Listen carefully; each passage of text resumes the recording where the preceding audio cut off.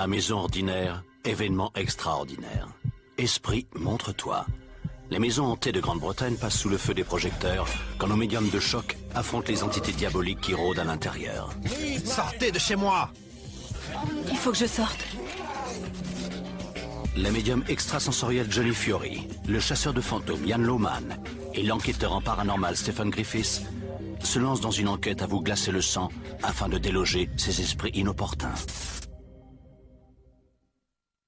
Aujourd'hui, notre équipe mène l'enquête chez l'actrice Claire King, que l'on a pu voir dans les séries Emmerdale et Les Condamnés. Un jeune garçon avait été pendu au chevron. J'ai la sensation d'étouffer. Profondément torturé. Faites-les sortir d'ici, vite!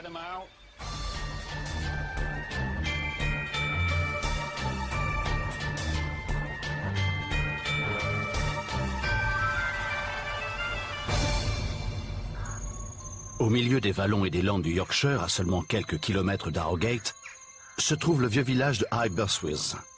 Claire King, l'actrice vedette des séries Emmerdale et Les Condamnés, s'est installée ici il y a plusieurs années. Je vis dans cette maison depuis 15 ans. Elle a été rénovée 2 ans avant que j'emménage. Cette partie de la maison date de 1620 environ.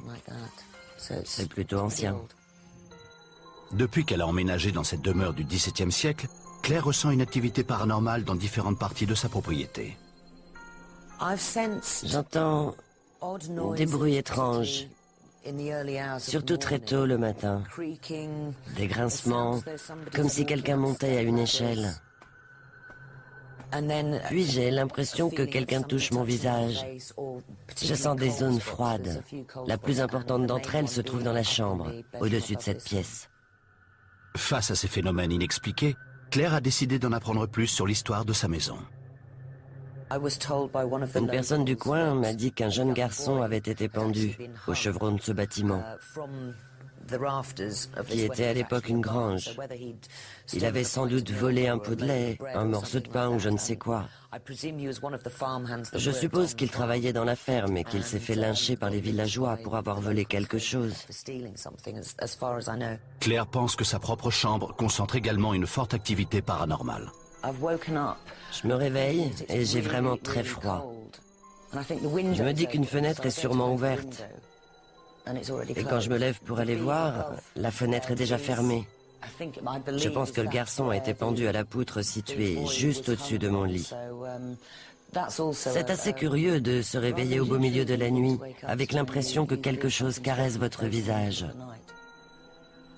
D'étranges phénomènes surviennent également dans les autres pièces. Il arrive que certains objets, notamment les clés de voiture ou certains ustensiles de cuisine, soient déplacés. Nous les posons quelque part et ils réapparaissent 2 jours plus tard à un tout autre endroit. En plus de ces disparitions, Claire a également été témoin de curieuses manifestations. J'ai découvert une autre bizarrerie. Parfois, à certains endroits, le sol est humide. Ce ne sont pas des flaques, mais des zones humides. Elles sont souvent situées près des appareils électriques et font parfois tout disjoncter. Mais elles ne sont jamais à côté d'une plante qui aurait pu être arrosée, d'un radiateur, d'une fenêtre ouverte, d'un évier ou autre. Elles se situent à des endroits où l'on n'est pas censé trouver d'eau. Je pense que l'esprit ou les esprits qui hantent la maison sont juste un peu farceurs. Je ne crois pas qu'ils me veuillent du mal. Je ne crois pas qu'ils soient diaboliques. Ce n'est pas du tout ce que je ressens. Malgré son flegme apparent, Claire désire en apprendre plus sur celui ou ceux avec qui elle partage sa maison. À l'issue de cette séance, j'espère en savoir plus sur les esprits qui hantent la maison ou ses alentours, si esprits il y a. Si c'est possible, j'aimerais connaître leurs origines et ce qui leur est arrivé. Poussée par la curiosité, Claire a fait appel à l'équipe d'Esprit Montre-toi. Nos experts vont passer toute une nuit dans la maison afin de découvrir quelle sorte d'activité elle abrite. Claire passera la nuit ailleurs. Elle quitte les lieux avant que l'équipe arrive. Le premier sur les lieux est l'enquêteur en paranormal Stephen Griffiths. Stephen effectue quelques tests afin de repérer les courants d'air, les lattes de plancher grinçantes et autres phénomènes naturels qui risqueraient d'être confondus avec des manifestations paranormales. J'ai plus d'informations sur cette porte. Je crois qu'elle abrite la pompe à chaleur centrale. Oui, c'est bien le chauffage central. Une fois toutes les anomalies naturelles mises de côté, la médium Johnny Fury et le chasseur de fantômes Ian Loman arrivent sur les lieux pour donner leur première impression sur la propriété. À l'intérieur, ils se séparent et captent presque immédiatement des phénomènes paranormaux.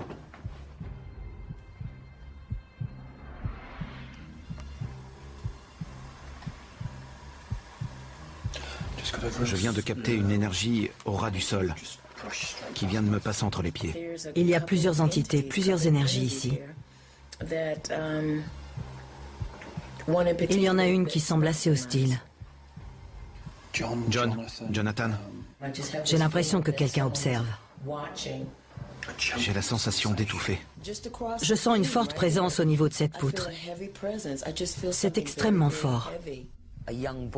Un jeune garçon avait été pendu au chevron. Je me sens très mal. Qui va là?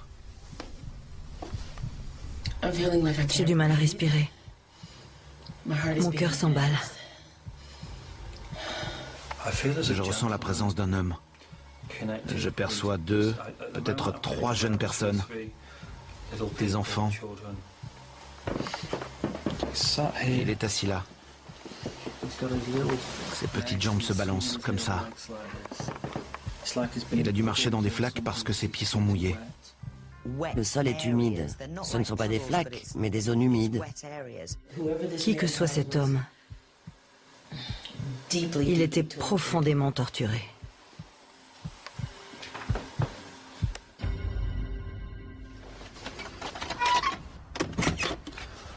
Je perçois une grande tristesse dans cette maison. Je vois 2 enfants, peut-être 3, qui ont été noyés ou se sont noyés. Et il y a un homme très en colère qui a tenté de se suicider.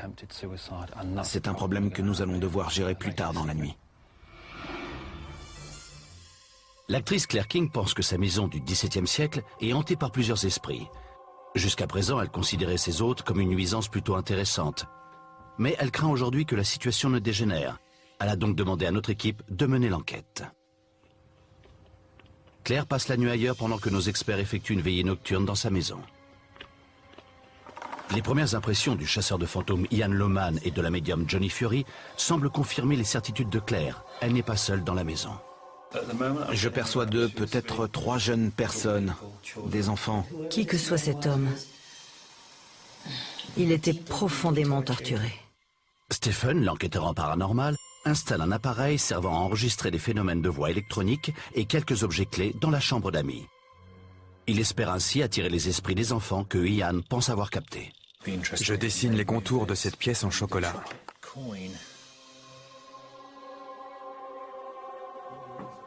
Au bout de quelques heures, d'étranges bruits commencent à se faire entendre dans le couloir.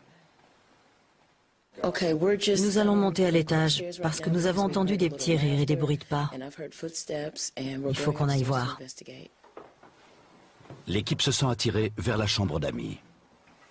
J'ai l'impression qu'un enfant se cache dans un coin, que quelqu'un a besoin d'être protégé.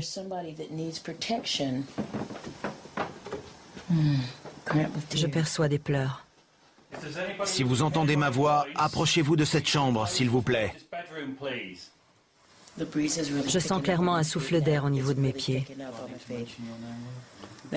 L'autre personne arrive.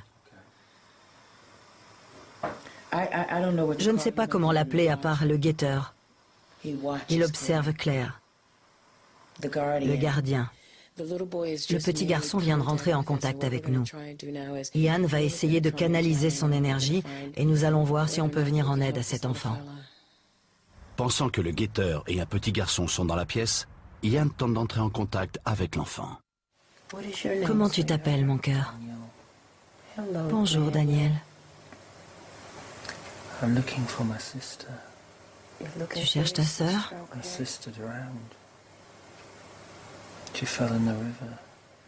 Elle est tombée dans la rivière.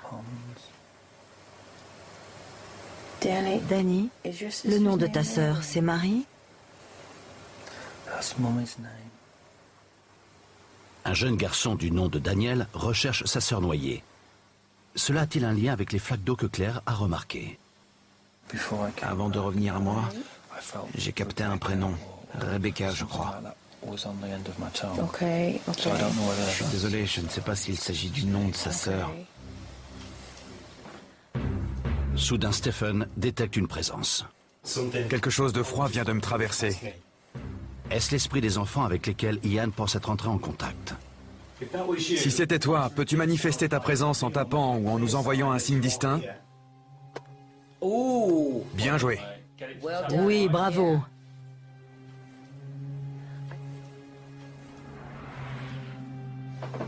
Attendez, Quoi? je viens de capter quelque chose dans le couloir.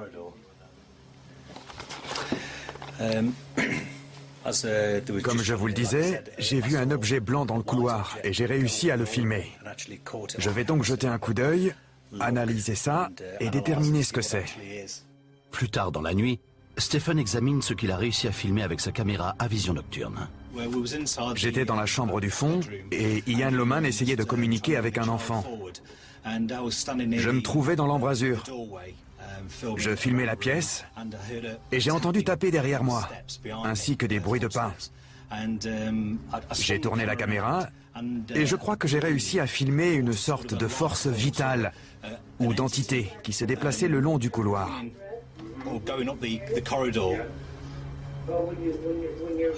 voyez, j'écoutais et quand je me suis tourné, je l'ai entendu. Sur le sol, juste là, on la voit traverser le couloir. Il ne s'agit pas d'une orbe formée par de la poussière, du pollen ou de la vapeur d'eau. C'est différent. Ça se déplace et agit différemment. Ça change de trajectoire. J'ai eu l'impression que ça essayait de me fuir, de s'échapper de la pièce. Ce genre d'image est plutôt impressionnant. Nos experts pensent qu'ils sont entrés en contact avec plusieurs âmes pendant leur veillée nocturne, dont celle de deux enfants, Daniel et Rebecca, de leur mère Marie et d'un mystérieux guetteur. Se pourrait-il que l'anomalie filmée par Stephen soit l'une d'entre elles? Une force vitale, au sens commun du terme, est une forme d'énergie. Voyez-vous, il s'agit de la manifestation d'une conscience personnelle persistante, et ça peut prendre n'importe quelle forme. Une orbe ou un faisceau lumineux qui traverse une pièce, par exemple. Après tout, pourquoi une forme d'énergie, un aspect du défunt, ne pourrait-elle pas apparaître sous une certaine forme? Après les événements de la première nuit, Johnny a hâte de rencontrer Claire pour la première fois.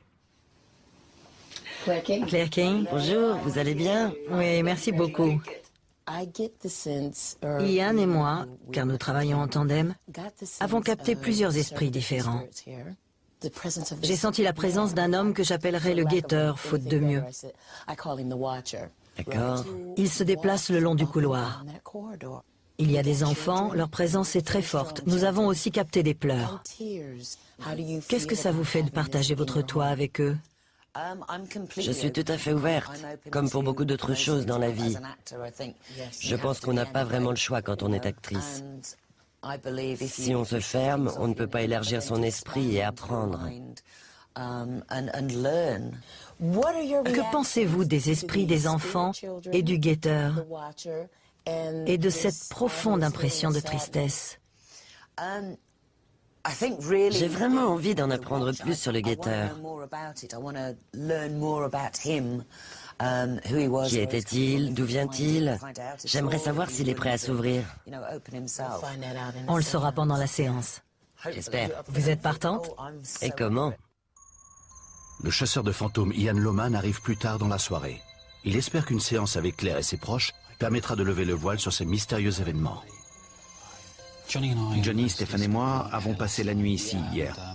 Et nous avons fait des découvertes très intéressantes. C'est vraiment le moins qu'on puisse dire. J'ai d'abord vu un petit garçon. Puis Johnny est entré en contact avec une petite fille. Cette fillette est ensuite venue me parler. Donc en tout, il y a 2 enfants cachés quelque part ici. Il se passe vraiment beaucoup de choses dans cette maison.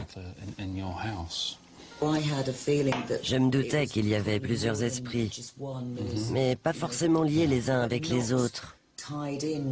J'ai l'impression que ce sont des esprits bien distincts. C'est possible, non? Je vois. Maintenant, j'aimerais parcourir la maison avec vous et essayer d'établir des liens, de reconstituer le puzzle ensemble. Ça marche. Vous êtes d'accord? Oui. Formidable. Ian amène d'abord le groupe à l'étage pour voir s'ils perçoivent les esprits des enfants Daniel et Rebecca. Une fois dans la chambre d'amis, Ian capte quelque chose.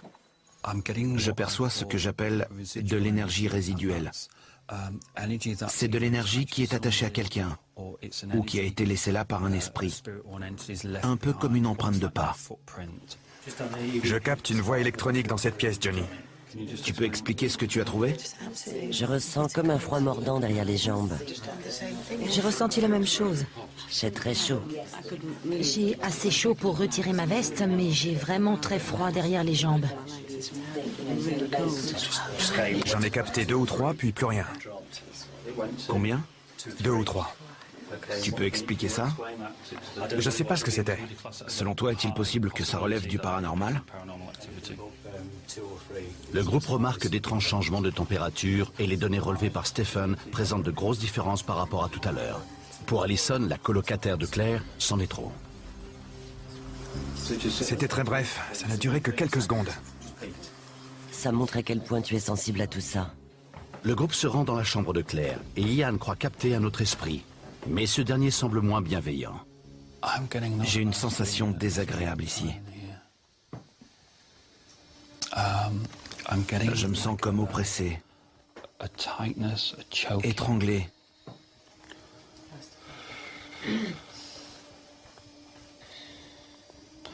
Serré au niveau de la gorge. D'après ce qu'on a dit à Claire, c'est dans cette pièce qu'un petit garçon aurait été pendu. Non. Je perçois une tentative de suicide. Ou un véritable suicide. Juste ici. C'est drôle que vous parliez de suicide parce que je pensais qu'il s'agissait d'un meurtre. D'accord. Je devrais sans doute me sentir menacée. Mais la nuit, quand j'ai l'impression que quelque chose m'effleure, ou que je sens des zones froides en pensant que la fenêtre est ouverte, je ne me sens jamais menacée. Peut-être parce que le guetteur est là et veille sur vous. Il fait en sorte que vous ne ressentiez pas cette énergie négative. Avec toutes ces questions sans réponse, Ian décide de retourner en bas et d'organiser une séance de spiritisme afin de découvrir qui est ce mystérieux guetteur. S'il y a un esprit dans la pièce, avec nous, et qu'il désire s'avancer et communiquer, je l'invite à se manifester. Je perçois un homme. Quel est ton nom, esprit? John.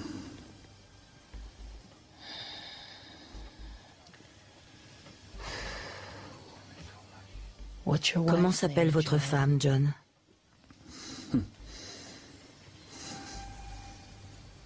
Est-ce que c'est Marie?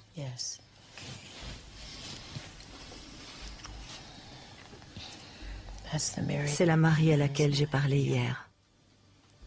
Pourquoi a-t-elle peur de vous? Because she was a whore. Qui a tué Marie, John? I did.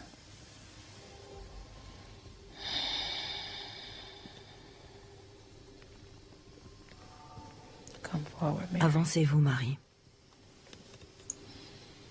Don't you dare. Avancez-vous, Marie. Pourquoi il est encore là? C'est sa culpabilité qui le retient à la maison. Why are you whispering? J'essaye juste d'expliquer la situation, John. Si vous avez quelque chose à dire, dites-le. Et allez-vous-en. Leave. Avant que je rappelle Ian. Leave. C'est à vous de partir. Pendant qu'Ian canalise l'esprit de John à travers son corps, l'enquêteur en paranormal Stephen Griffiths note une hausse de l'activité. Les tapements augmentent, n'est-ce pas? Je pense que ce sont les enfants. Daniel essaye de nous parler. Oh, shut up! Ian, je sais que tu entends le son de ma voix. Nous ne tolérons pas ce genre de comportement. Vous êtes un esprit et vous n'avez aucune autorité sur les vivants. Nous allons vous renvoyer vers la lumière, John. Là où il n'y a plus de colère. Ce lieu est rempli d'amour et de paix. Ian, je sais que tu m'entends, mon vieux. Laisse partir John. Reculez, John. Les tapements continuent. Oui. Ian, Il est agaçant. On entend des enfants sur le palier. Ian, reviens, Ian. Je ne t'entends pas respirer. Allez, mon vieux, inspire à fond. Inspire. Je vais bien. D'accord, bravo. Merci beaucoup. Merci, mon Dieu. Les enfants se cachent, Johnny.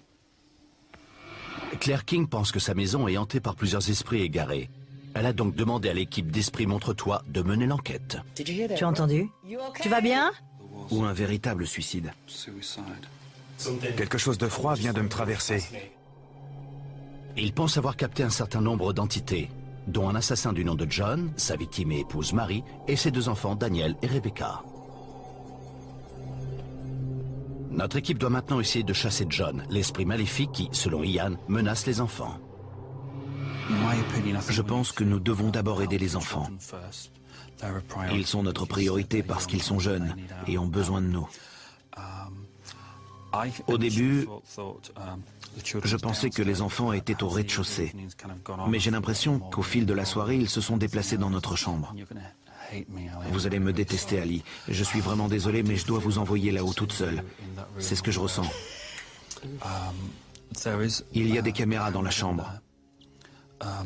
Nous vous surveillerons depuis cette pièce grâce à l'écran de contrôle. Claire communiquera avec vous tout le long. Ce sera votre interlocutrice. Si à un moment vous vous sentez mal, vous n'avez qu'à le dire et je vous ferai sortir. Allison monte à l'étage avec appréhension. Le reste du groupe peut l'observer et l'entendre via un écran de contrôle situé dans le salon. Ali, vous m'entendez? Je vous entends. Je voudrais que vous disiez, si quelqu'un désire me parler, qu'il se manifeste. Si quelqu'un désire me parler, qu'il se manifeste.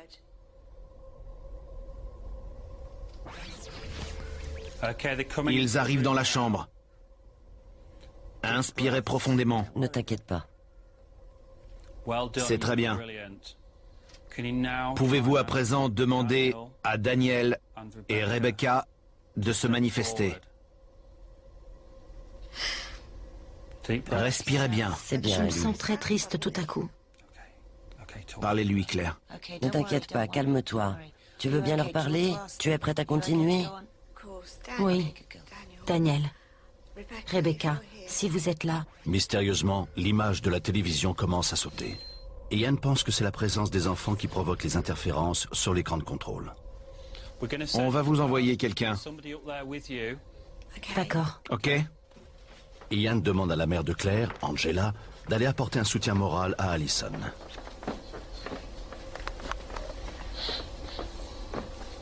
C'est très bien. Angela, vous m'entendez? Oui, Vous voulez bien appeler les enfants? Demandez-leur de s'avancer, s'il vous plaît. Daniel, Rebecca, manifestez-vous. Daniel, Rebecca, manifestez-vous s'il vous plaît. Vous m'entendez toujours? Oui, ils sont avec nous? Oui, la caméra s'est encore éteinte. Puis l'image est revenue.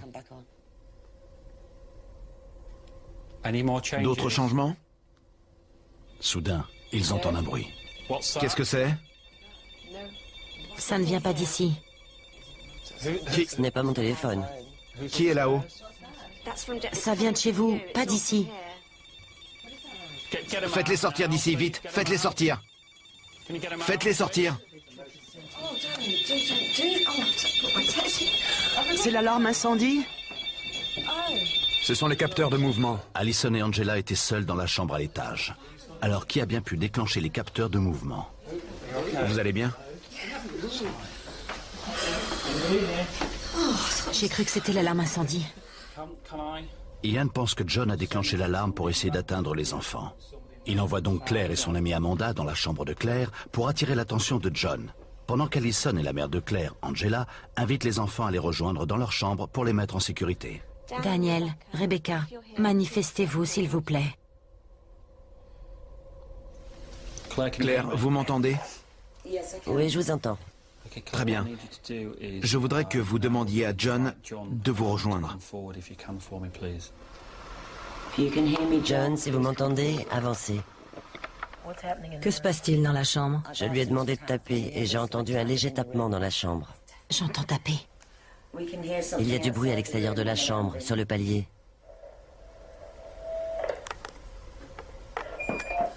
Oh bon sang. Et dans la salle de bain. Oh la vache! Vous m'entendez? Parlez-moi. Il est dans ma chambre. On a entendu des bruits et des tapements, et tout s'est arrêté quand je me suis déplacé dans la pièce. On a l'impression qu'il est avec nous. T'as entendu? T'as entendu ce bruit? Ça vient de la salle de bain. Pourquoi cette pièce? C'est une extension ou ça fait partie de la structure d'origine? C'est d'origine. On sait que quelque chose se passe, et je perçois que c'est dans votre chambre, Claire. Il était à l'extérieur et maintenant il est dans la salle de bain. On entend des bruits qui viennent de cette pièce depuis. Vous voulez bien aller dans la salle de bain? Pas vraiment. Désolé, mais c'est un ordre. Je m'en doutais. Allez, ma chérie. La vache, il fait sombre là-dedans. Johnny, vous êtes là? Johnny, où êtes-vous? Manifestez-vous. T'as entendu là? Claire, demandez à John de se manifester. C'est ce que je fais depuis environ un quart d'heure, depuis qu'il est entré dans la pièce. Il est derrière la porte. La ferme. Dis pas des trucs comme ça. C'est la lumière qui se reflète. À l'autre bout du couloir, dans la chambre d'Allison, Ian pense avoir perçu quelque chose. Quelqu'un se tient entre vous deux. D'accord. Juste là où vous venez de regarder Angela. Oui, j'ai senti quelque chose et j'ai regardé pour voir ce que c'était. Pouvez-vous m'expliquer ce que vous avez senti? Comme si quelqu'un était derrière moi. Mais quelqu'un de grand, alors que les enfants sont petits. Oui, je vous entends. Ça n'arrête pas de couper. L'énergie s'épuise très vite. Demandez-lui fermement de quitter votre maison, s'il vous plaît. John, je sais que vous êtes là. Allez, vous m'entendez très bien. Quittez ma maison. C'est ma maison à présent. Ce n'est plus la vôtre. Je n'ai pas l'intention d'en discuter avec vous. Vous devez partir. Alors partez. Allez, Angela, je perçois toujours quelqu'un entre vous deux. D'accord. C'est l'un des enfants? Oui. D'accord. Ça va, Ali? Oui, j'ai senti quelque chose sur mon cou. Qu'avez-vous senti? Comme des chatouilles. Je vois. Elle joue avec vos cheveux. C'était très subtil. Remerciez-la. Merci, Rebecca. Maintenant, demandez-lui de se rendre à l'étage du dessus avec son frère. Et dites-lui que je les attendrai tous les deux. Rebecca, j'aimerais que toi et Daniel descendiez les escaliers et alliez retrouver Ian. Il vous attend. Si l'énergie a quitté la chambre de Claire, ce serait bien de purifier la pièce avec le bol maintenant. D'accord. C'est un bol chantant. Il suffit de taper le bord et de faire comme ceci pour qu'il se mette à chanter. D'où son nom. Il va nous permettre de chasser les esprits d'ici. Ian et Johnny promènent le bol himalayen de pièce en pièce jusqu'à ce qu'ils aient repoussé les entités vers le rez-de-chaussée.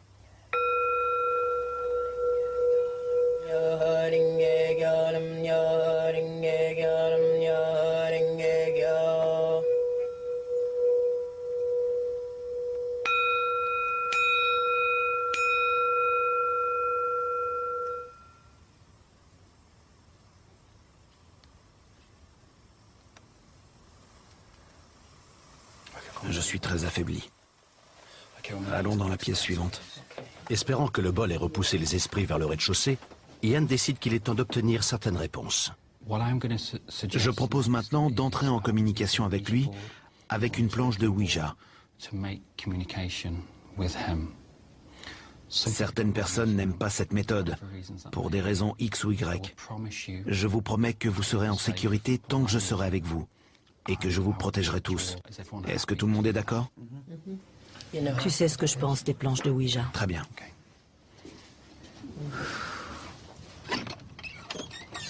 La suggestion de Ian met Johnny mal à l'aise. Ian va se servir d'une planche de Ouija. Je ne fricote pas avec cet objet. C'est pas mon truc. Ce sont pas mes méthodes.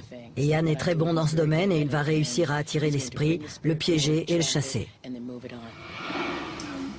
Nous utiliserons ce verre qui a été béni. Les lettres de l'alphabet sont représentées sur la planche de Ouija.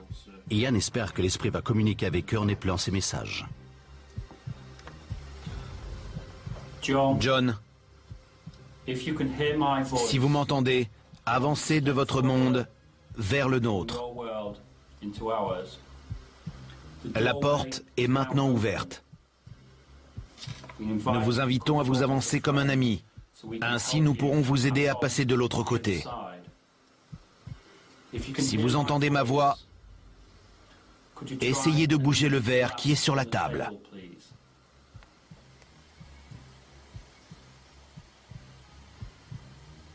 John, vous vous souvenez de moi?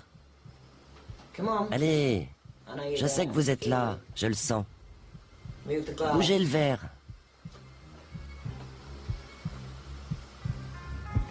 Le verre penche, il sait que c'est un piège. Il est là? Vous ne réussirez pas à prendre cette bague, John. Je vous l'avais dit, c'est un poltron. Une poule mouillée. Froussard. Mon doigt bouge. L'esprit semble jouer avec eux. Ils refusent de communiquer via la planche de Ouija. Il n'y a donc qu'une solution, une seconde séance. L'équipe d'Esprit Montre-toi se trouve dans la maison de Claire King. Ils pensent être entrés en contact avec plusieurs esprits, dont ceux d'un homme nommé John et de sa femme Mary. Qui a tué Marie? Ian pense qu'il a réussi à canaliser John, mais il a besoin de Johnny pour l'aider à chasser l'esprit lors d'une séance. Si vous m'entendez, nous vous invitons à communiquer.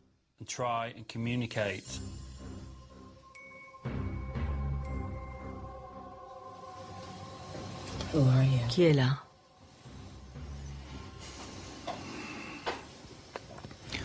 John, Mum.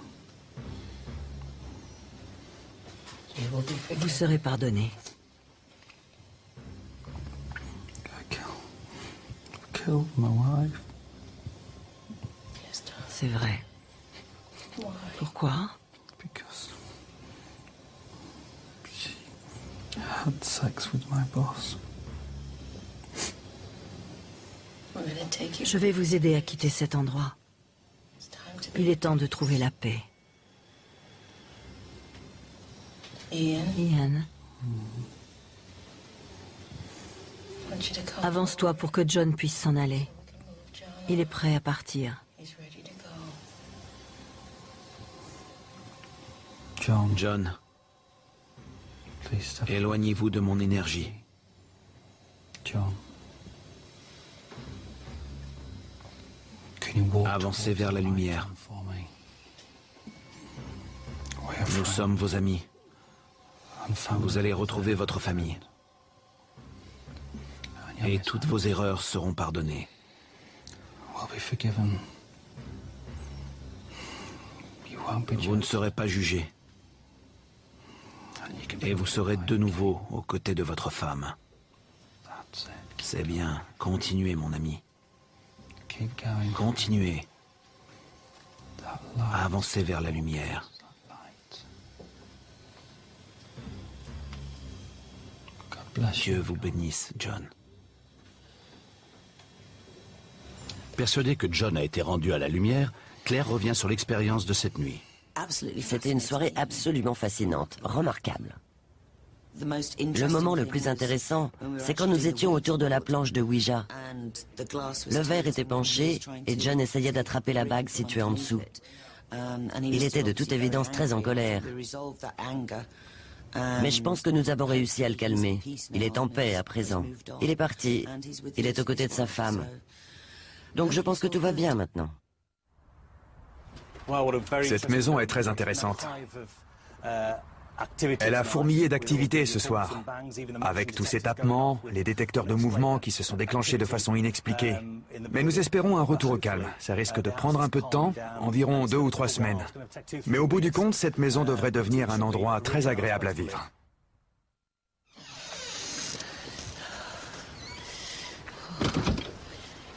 Finalement, nous avons pu réunir John et Marie et les faire quitter la maison. Les enfants, eux, vont rester. Je suis heureux que les enfants restent ici.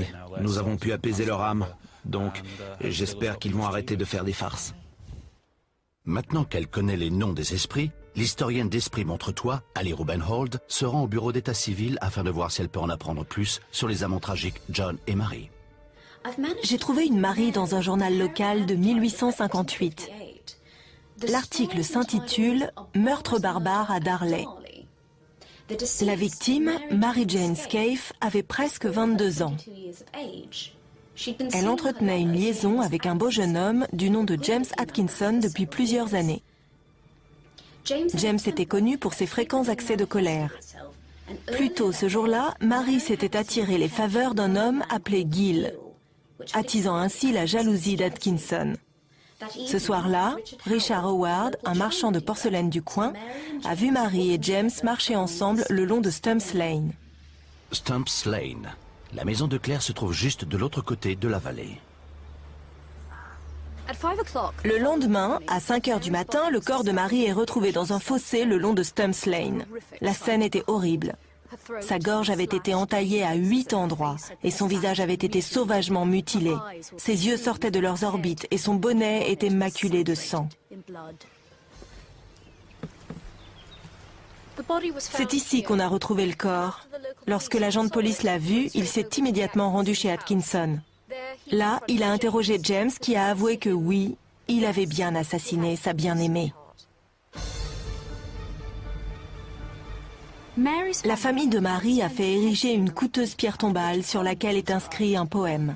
Il dit « La victime de cette lame funeste, dans le sang et l'horreur, a trouvé trépas.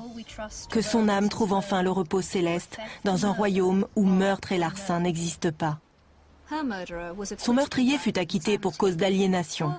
Mais il ne s'agit que de la partie émergée de l'iceberg. Contrairement à ce qu'on pourrait croire, Marie était loin d'incarner l'innocence victorienne. En fait, 1 an avant d'être assassinée, elle portait l'enfant de James Atkinson. Pour 2 jeunes gens issus de familles respectables qui n'étaient pas mariés, c'était extrêmement scandaleux. Se pourrait-il que cette Marie, qui a été si sauvagement mutilée par son amant jaloux, soit l'esprit que notre équipe a exorcisé dans la maison de Claire? Et James pourrait-il être le fameux John? 1 mois plus tard, Claire revient sur cette expérience. Quand Ian a commencé à canaliser l'esprit, c'était très effrayant. Je n'avais jamais rien vu de tel. Bien sûr, on a tous vu des films dans lesquels les gens sont possédés et ne sont plus maîtres de leur corps. Mais le voir en face de soi, pour de vrai, c'est vraiment étrange.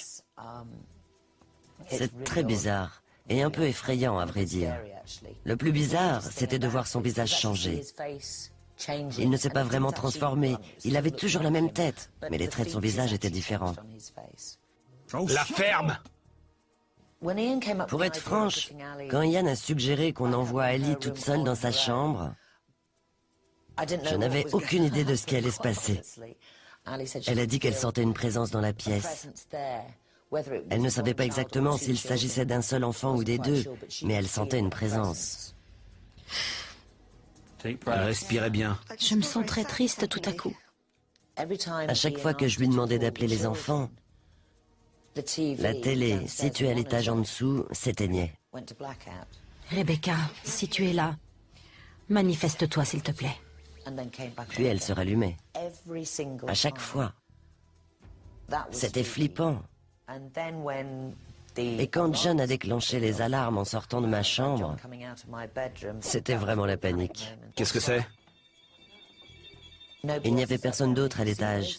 Elles étaient toutes les deux assises sur le lit, mais le reste de l'équipe était au rez-de-chaussée. Et quand Ian a commencé à paniquer, c'était encore pire. Faites-les sortir d'ici, vite! Quand les alarmes se sont arrêtées, Ian nous a envoyés, Amanda et moi, dans ma chambre, à l'étage. Dès qu'on est entré, on a entendu un bruit. T'as entendu ce bruit? Ça vient de la salle de bain. On a bondi sur place. On était encore sous le choc de ce grand moment de panique. Il est derrière la porte. La ferme. Dis pas des trucs comme ça. Savoir que John s'est installé dans ma chambre, c'est le pire. Parce que normalement, c'est notre sanctuaire, notre espace privé, un endroit paisible pour dormir, et tout le reste. J'ai découvert que ma maison abritait un meurtrier, la femme qui l'avait assassiné et 2 enfants. Je savais qu'il y avait des enfants à cause de la nature des phénomènes dont j'ai pu être témoin dans la maison. Alors oui, c'était un peu angoissant. Claire pense que notre équipe a réussi à chasser John de chez elle. Comment se sent-elle maintenant? Curieusement, la nuit qui a suivi la séance, j'étais très calme. Mon esprit était apaisé parce que je savais exactement ce qui s'était passé. Je connaissais l'histoire et nous avons toutes les deux très bien dormi. Ensuite, pendant environ 2 semaines, il s'est passé des choses très étranges, avec plusieurs appareils électriques. Il y a eu un incendie, le four a explosé et j'en passe. À chaque fois, c'était dû à un appareil électrique. Mais depuis 2 semaines, tout s'est vraiment calmé. Les bruits ont cessé. Bien sûr, on entend toujours des craquements, mais le calme est revenu. Il y a un bon karma dans la maison maintenant.